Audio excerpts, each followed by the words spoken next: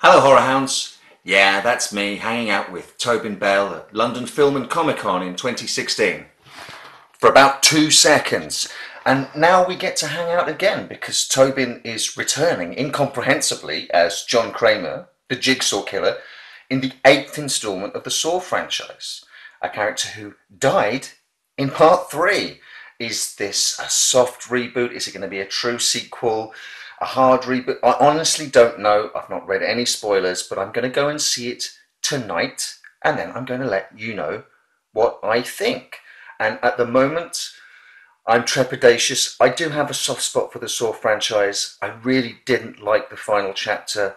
If they can make a stronger one than that, brilliant. But the potential is there, much greater, to fuck everything up.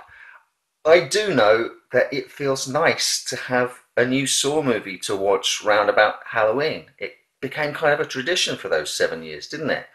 But it's back. Jigsaw's back, and I'm ready to get jiggy.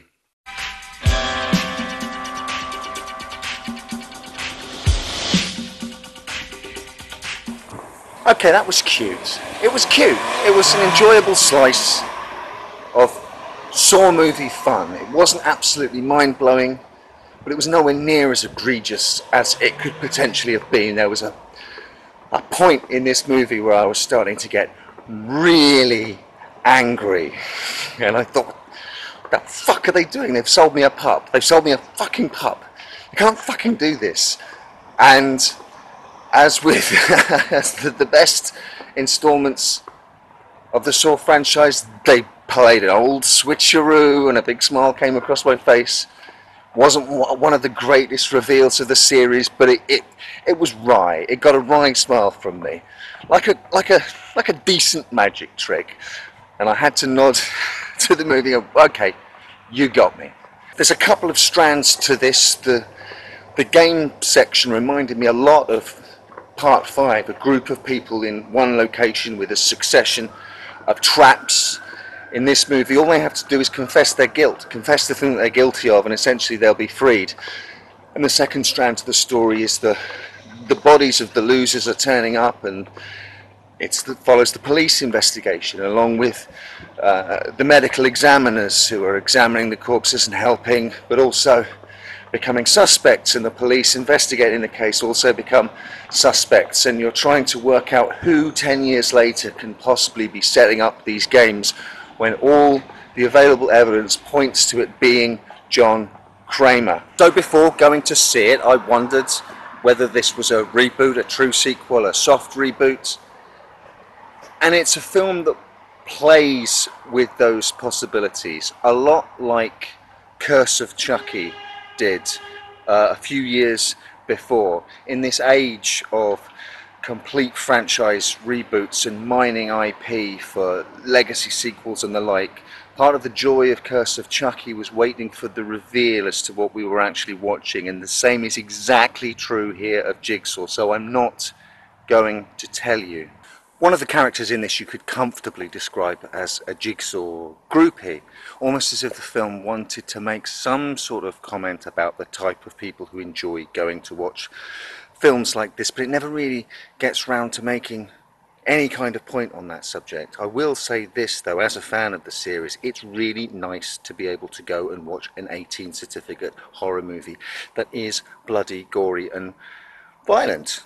The certification screen came up and described it as having received an 18 certificate for bloody violence and injury detail. And whilst the film is bloody, it's not as overtly violent or malicious as previous entries. There's no real lingering on the act of torture or self-mutilation.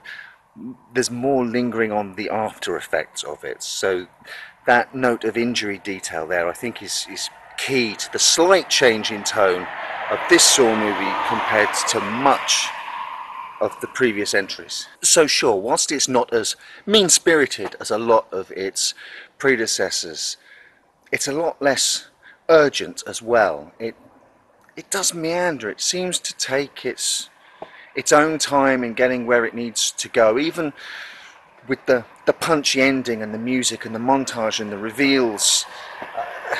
it seems less vital than previous entries had done as well, not quite going through the motions. And finally, I will say this. If you know the Saw movies, you know the format of the Saw movies, and you know there's going to be a montage at the end with callbacks and clips that now have a different meaning. So clunky lines of dialogue, when you're primed for that to happen, stick out like a sore thumb, and you think there are a couple of real honkers that I instantly thought, well, we'll be calling back to those lines of dialogue because they make absolute no sense. So that means that this person is that, and that means this. To give the movie props, whilst I ended up being right, it wrong-footed me a couple of times enough that I started to question the assumptions I'd already made. It's a narrative equivalent of chasing the ball under the 3 cups that the magician keeps moving around.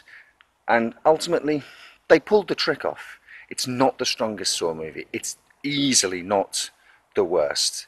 And it's going to quite happily sit on my shelf next to the previous 7.